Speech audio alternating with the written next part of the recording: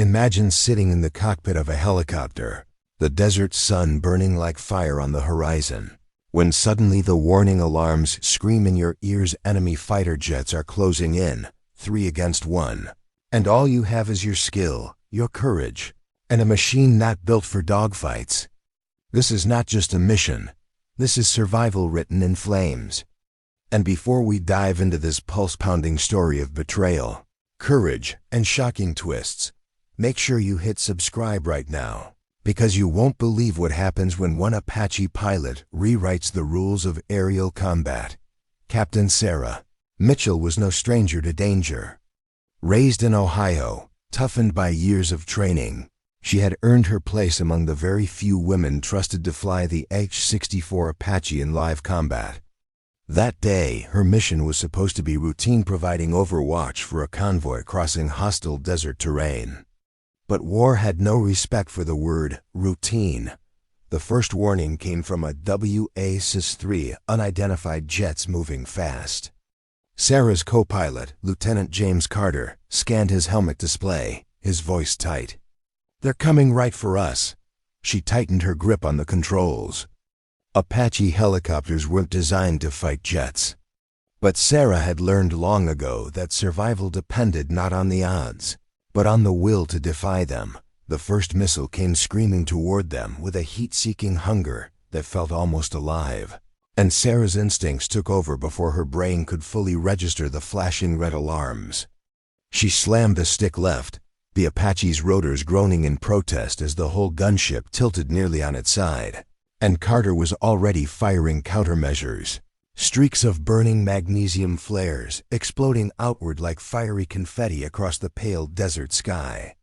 The missile followed the brightest trail and detonated in a thunderous bloom just meters behind them, the shockwave rattling the cockpit as if a giant's hand had slapped the machine.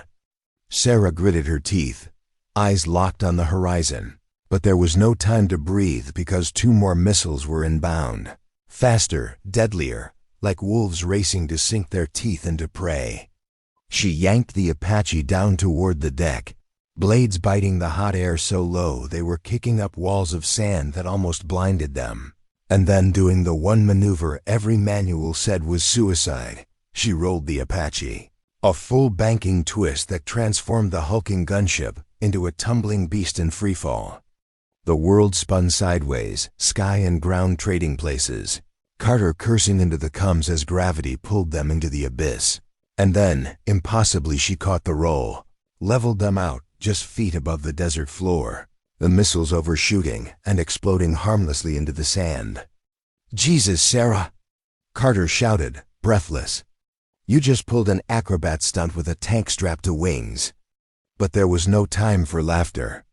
The jets were circling back, sleek predators silhouetted against the glaring sun, their afterburners glowing like the eyes of demons. These weren't ordinary pilots. Their movements were too precise, too confident, as if they had studied the Apache, studied her. Sarah's hands tightened around the stick, sweat stinging her eyes beneath the helmet visor, and she whispered to herself, "Not today." She flipped the weapon systems live, the cockpit lighting up with a deadly green glow as she selected Hellfires.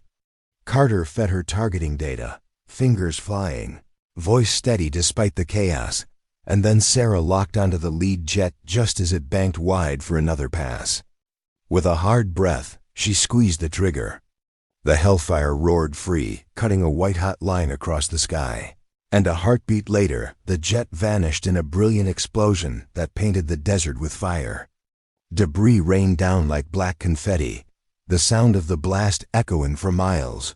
But the victory was fleeting. The second jet dove fast, slicing across their flank, guns blazing. Rounds stitched the sand inches from their rotors, and Carter shouted, "He's got us in his teeth."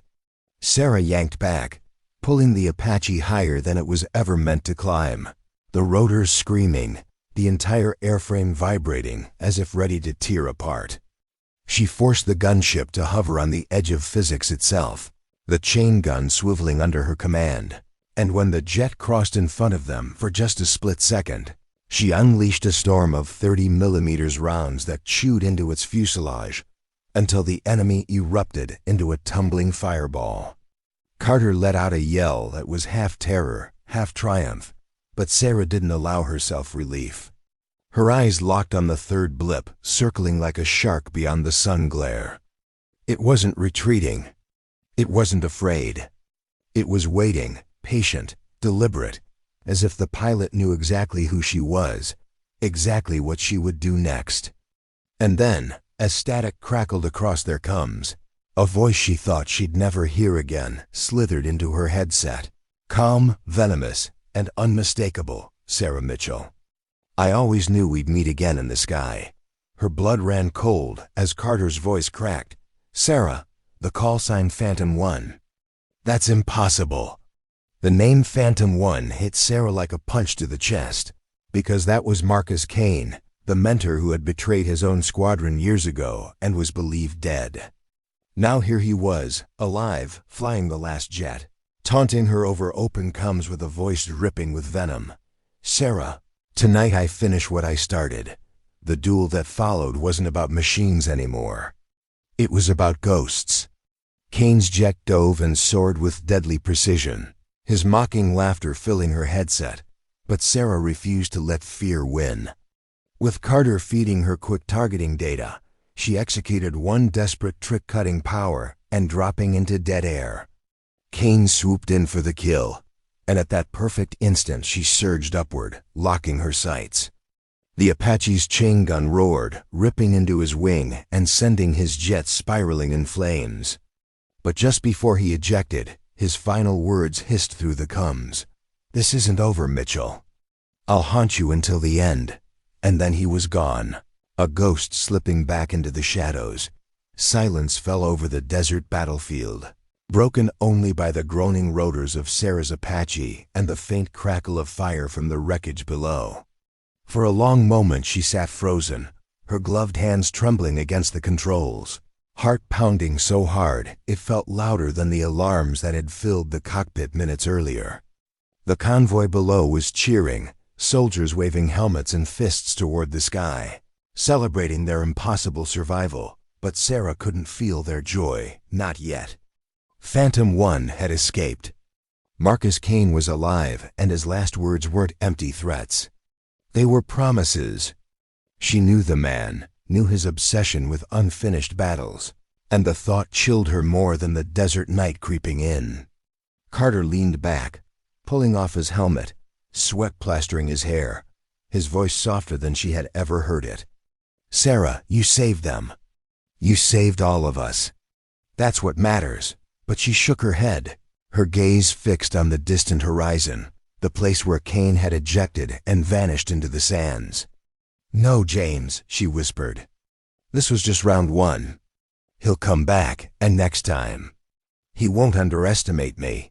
As they turned toward base, the Apache flying low and steady, Sarah's mind replayed every second of the fight, the missiles that nearly killed them, the impossible maneuvers, the fireballs lighting up the sky, and then Kane's voice, echoing like a ghost in her headset, refusing to die.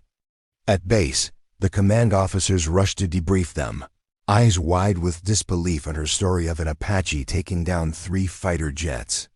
The general himself called it a miracle, already drafting the recommendation for the Distinguished Flying Cross. But Sarah wasn't thinking about medals.